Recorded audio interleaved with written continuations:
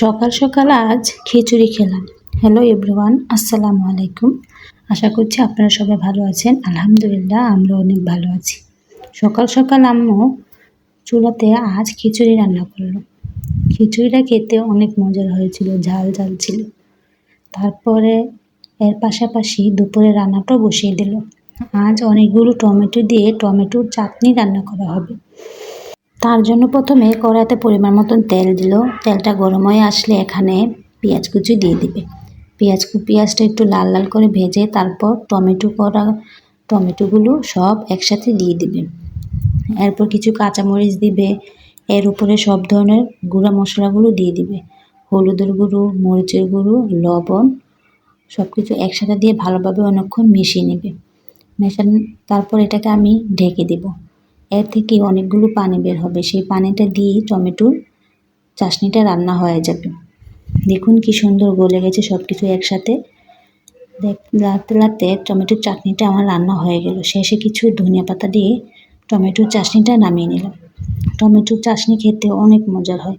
একটু ঝাল ঝাল, একটু টক টক, খেতে অনেক ভালো লাগে। টমেটোর চাশনির পাশাপাশি মুসুরির ডাল রান্না করেছিলাম, সেটাও রান্না হয়ে গেল। এরপর আমি মাছের তরকারি রান্না করব। আলু দিয়ে টমেটো, মাছ দিয়ে মাছের ঝোল রান্না করব। তার জন্য প্রথমে এখানে মাছগুলোর ভিতরে হলুদের গুঁড়ো, মরিচের গুঁড়ো, লবণ একসাথে ভালোভাবে মিশিয়ে নিলাম।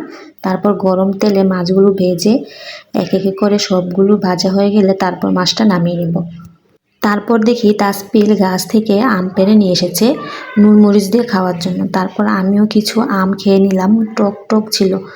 গাছের আম খেতে অনেক মজা, অনেক ঝালও হয়েছিল খেতে। রান্না করার ফাঁকি আমটা খেয়ে নিলাম। তারপর মাছের তরকারিটা বসিয়ে দেব। প্রথমে আলুগুলো ভালোভাবে লাল লাল করে ভেজে নামিয়ে নেব। আলুটা ভাজা হয়ে গেলে পরিমাণ মতন কড়াইতে তেল দিব। পেঁয়াজটা দিয়ে ভালোভাবে অনেকক্ষণ ভেজে এর ভিতরে সব ধরনের মশলা দিয়ে দিব। হলুদের গুঁড়ো, মরিচের গুঁড়ো, লবণ, ধনিয়ার গুঁড়ো সব কিছু একসাথে দিয়ে ভালোভাবে অনেকক্ষণ কষিয়ে নিতে হবে। কষানো হয়ে গেলে তারপর আলুটা দিয়ে ভালোভাবে অনেকক্ষণ কষিয়ে নেব। তারপর আমি অনেকগুলো টমেটো কুচি দিয়ে দেবো। টমেটোটা দিয়ে কিছুক্ষণ ঢেকে রেখে দেবো। এখান থেকে পানি বের হয়ে তরকারিটা ভালোভাবে আরও কষিয়ে আসবে। কষানো হয়ে গেলে তারপর পরিমাণ মতন পানি দেব। পানিটা ভালোভাবে বলক আসার পর মাছগুলো দিয়ে দেব। মাছগুলো দেওয়ার পর ভালোভাবে জাল করে নেওয়ার পর শেষে ধনিয়া পাতাগুলো দিয়ে নামিয়ে নেব। এই মাছের তরকারিটা খেতে অনেক মজার হয়েছিল।